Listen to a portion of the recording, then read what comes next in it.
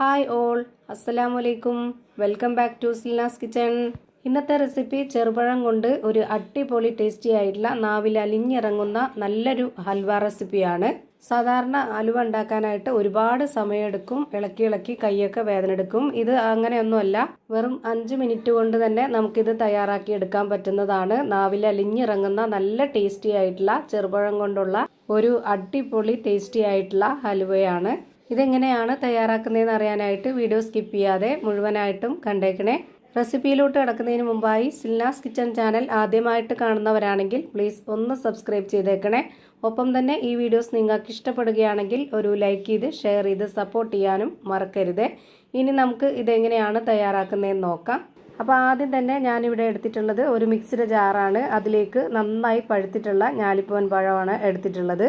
തൊലിയൊക്കെ കളഞ്ഞതിന് ശേഷം അത് രണ്ടായിട്ട് നമുക്ക് ഈ ഒരു ജാറിലേക്ക് ഇട്ട് കൊടുക്കാം. ഈ ഒരു ഞാലിപ്പൂവൻ പഴത്തിന് പകരം നിങ്ങൾക്ക് സാധാ ചെറുപഴം ഏതായിരുന്നാലും കുഴപ്പമില്ല. നമുക്ക് ഇതുപോലെ പൊട്ടിച്ച് ഞാനിപ്പോൾ ഇവിടെ 6 എണ്ണം മിക്സിയുടെ ജാറിലേക്ക് ഇട്ട് കൊടുത്തിട്ടുണ്ട്. ഈ ഒരു 6 പഴത്തിനനുസരിച്ചുള്ള ഇൻഗ്രീഡിയൻസിൻ്റെ അളവാണ് പറയുന്നത്.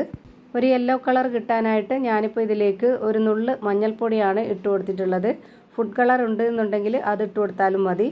പിന്നെ നല്ലൊരു മണത്തിന് വേണ്ടി 2 ഏലക്കയും ഇട്ട് കൊടുത്തിട്ടുണ്ട്. പിന്നെ ഇതിലേക്ക് വേണ്ടത് പാലാണ്. നല്ല കട്ടിയായിട്ടുള്ള പശുവിൻ പാലാണ് ഞാനിതിലേക്ക് ഒഴിച്ചു കൊടുക്കുന്നത്. 1/2 കപ്പ് അളവിന് ഒഴിച്ചു കൊടുത്തിട്ടുണ്ട്. ഇനി ഇത് നന്നായിട്ടൊന്ന് അരച്ചെടുത്തിട്ട് വരാം. അരച്ചെടുത്ത മിക്സ് ഇതുപോലൊരു പാനിലേക്ക് ഒഴിച്ചു കൊടുക്കുന്നുണ്ട്. ഫ്ലെയിം ഓണാക്കി കൊടുത്തിട്ടില്ല, ഇപ്പോൾ തന്നെ ഓണാക്കണ്ട. ജാറിലുള്ള മുഴുവൻ മിക്സും ഇതുപോലെ സ്പാച്ച് വെച്ചിട്ട് നന്നായിട്ട് തുടച്ചിട്ട് കൊടുക്കുന്നുണ്ട്. പഴം നന്നായിട്ട് അരഞ്ഞു കിട്ടണമെന്നുണ്ടെങ്കിൽ കുറച്ച് പാൽ ഒഴിച്ചു കൊടുത്തിട്ട് നമ്മൾ അരച്ചെടുക്കണം. എന്നാലേ നല്ല പോലെ അരഞ്ഞു കിട്ടുള്ളൂ. അല്ലാന്നുണ്ടെങ്കിൽ കട്ടകട്ടയായിട്ട് അരയാതെ പഴം കിടക്കും. ഇനി നമുക്കിതിലേക്ക് 1/2 കപ്പ് അളവിൽ കൂടി പാലൊഴിച്ചു കൊടുക്കാം. നല്ല കട്ടിയായിട്ടുള്ള പശുവിൻ പാൽ തന്നെയാണ് ഇതിലേക്ക് ഒഴിച്ചു കൊടുത്തിട്ടുള്ളത്. ഇനി ഇതേ കപ്പ് അളവിൽ തന്നെ 1/2 കപ്പ് അളവിൽ 1 കപ്പ് നിറയെ പാൽപ്പൊടിയും കൂടെ ഇട്ട് കൊടുക്കാം. പിന്നെ ഇതിലേക്ക് വേണ്ടത് വറുത്ത അരിപ്പൊടിയാണ്. 3 ടേബിൾ സ്പൂൺ അളവിലാണ് ഞാനിതിലേക്ക് അരിപ്പൊടി ഇട്ട് കൊടുക്കുന്നത്.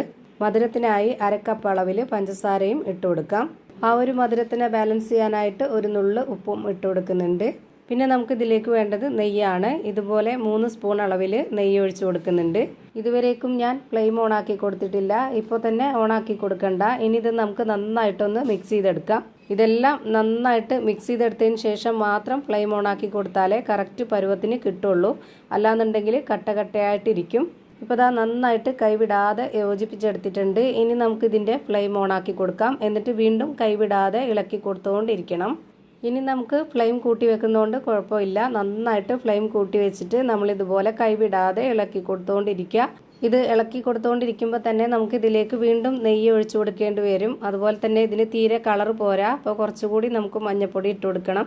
അതിനായിട്ട് ഞാനൊന്ന് ഫ്ലെയിം കുറച്ച് വെക്കുന്നുണ്ട്. എന്നിട്ട് നമ്മൾ ഈ ഒരു നുള്ള് മഞ്ഞൾപ്പൊടിയും കൂടെ ഇട്ട് കൊടുത്തതിന് ശേഷം വീണ്ടും ഫ്ലെയിം കൂട്ടിയിട്ട് ഇതുപോലെ കൈവിടാതെ നന്നായിട്ട് ഇളക്കി കൊടുത്തുകൊണ്ടിരിക്കുന്നുണ്ട്. യെല്ലോ ഫുഡ് കളറാണ് ഇട്ട് കൊടുത്തിരുന്നതെങ്കിൽ പെട്ടെന്ന് തന്നെ നന്നായിട്ട് കളറാവും. ഇത്രയും ഇട്ട് കൊടുത്താൽ മഞ്ഞൾപ്പൊടി ആയതുകൊണ്ടാണ് ഒരുപാട് കളറാവാത്തത്.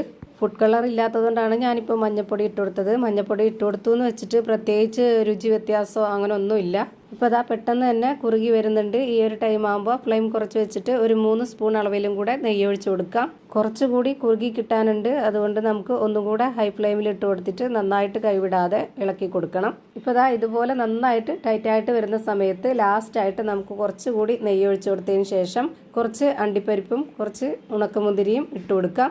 എന്നിട്ട് 1-2 സെക്കൻഡ് കൈവിടാതെ ഒന്ന് ഇതുപോലെ ഇളക്കി കൊടുത്തതിന് ശേഷം നമുക്കൊന്ന് ഫ്ലെയിം ഓഫ് ചെയ്ത് കൊടുക്കാം. ഇത്രയും മതി. ഇതാണ് ഇതിൻ്റെ കറക്റ്റ് പരുവം. ഇനി ഫ്ലെയിം ഓഫ് ആക്കിയതിന് ശേഷം ഈ ഒരു പാനിൽ തന്നെ വെച്ചിരിക്കരുത്. ചൂടോടുകൂടെ തന്നെ നമ്മുടെ കയ്യിൽ അവൈലബിൾ ആയിട്ടുള്ള ഏതെങ്കിലും നല്ലൊരു പാത്രത്തിലേക്ക് മാറ്റാവുന്നതാണ്. ഞാനിപ്പോൾ ഇവിടെ ഇതുപോലൊരു സ്റ്റീലിൻ്റെ പ്ലേറ്റ് ആണ് എടുത്തിട്ടുള്ളത്. അതിലേക്ക് കുറച്ച് എണ്ണയൊന്ന് സ്പ്രെഡ് ചെയ്ത് കൊടുക്കുന്നുണ്ട്. അല്ലാന്നുണ്ടെങ്കിൽ പിന്നീട് അതിൽ ഒട്ടിപ്പിടിച്ചിട്ട് എടുക്കാൻ ബുദ്ധിമുട്ടായിരിക്കും. ഞാനിപ്പോൾ ഇവിടെ ഇതുപോലെ സ്റ്റീലിൻ്റെ പ്ലേറ്റിലേക്ക് മാറ്റിയിട്ടുണ്ട്. എന്നിട്ട് ഇതുപോലെ സ്പാച്ച് വെച്ചിട്ട് നന്നായിട്ടൊന്ന് കറക്റ്റ് ലെവലാക്കി കൊടുക്കുന്നുണ്ട്. ഇത് കട്ട് ചെയ്ത് കഴിക്കുന്ന പരുവത്തിലാക്കി എടുക്കാനാണ് ഞാൻ ഇതുപോലെയൊക്കെ ചെയ്യുന്നത്. സ്പൂൺ കൊണ്ട് കോരി കഴിക്കുന്ന ആ ഒരു പരുവത്തിലാണ് വേണ്ടത് എന്നുണ്ടെങ്കിൽ നിങ്ങൾക്ക് ചൂടോടെ തന്നെ കഴിക്കാവുന്നതാണ്. ഞാനിപ്പോൾ ഇതൊരു 30 മിനിറ്റ് നേരം ഇതേപോലെ വെച്ചിരുന്നതിന് ശേഷം ഞാനിപ്പോൾ ഇവിടെ പ്ലേറ്റിൽ നിന്ന് ഇളക്കി കൊടുക്കുന്നുണ്ട്. സ്പാച്ച് കൊണ്ട് ഇതുപോലെ ഒന്ന് വട്ടത്തിൽ കറക്കി എടുത്തതിന് ശേഷം അത് പ്ലേറ്റിൽ നിന്ന് ഒന്ന് ഇളകി വരുന്ന സമയത്ത് നമുക്കിതുപോലെ കത്തി വെച്ചിട്ട് നമ്മുടെ ഇഷ്ടമുള്ള ഷേപ്പിൽ കട്ട് ചെയ്തെടുക്കാവുന്നതാണ്. ഞാനിപ്പോൾ ഇവിടെ സ്ക്വയർ ഷേപ്പിൽ കട്ട് ചെയ്യാൻ വേണ്ടിയിട്ടാണ് ഈ ഒരു രീതിയിൽ ചെയ്തെടുക്കുന്നത്. നിങ്ങൾക്ക് ഇഷ്ടമുള്ള ഏത് ഷേപ്പിൽ വേണമെങ്കിലും കട്ട് ചെയ്ത് കഴിക്കാവുന്നതാണ്. ഞാനിപ്പോൾ ഇവിടെ എല്ലാം കട്ട് ചെയ്ത് ഒരു പ്ലേറ്റിലേക്ക് മാറ്റിയിട്ടുണ്ട്. ഇപ്പോൾ ദാ ഭയങ്കര ടേസ്റ്റി ആയിട്ടുള്ള നല്ല സിമ്പിളായിട്ടുള്ള അടിപൊളി ഒരു ഹൽവ റെഡിയായി കിട്ടിയിട്ടുണ്ട്.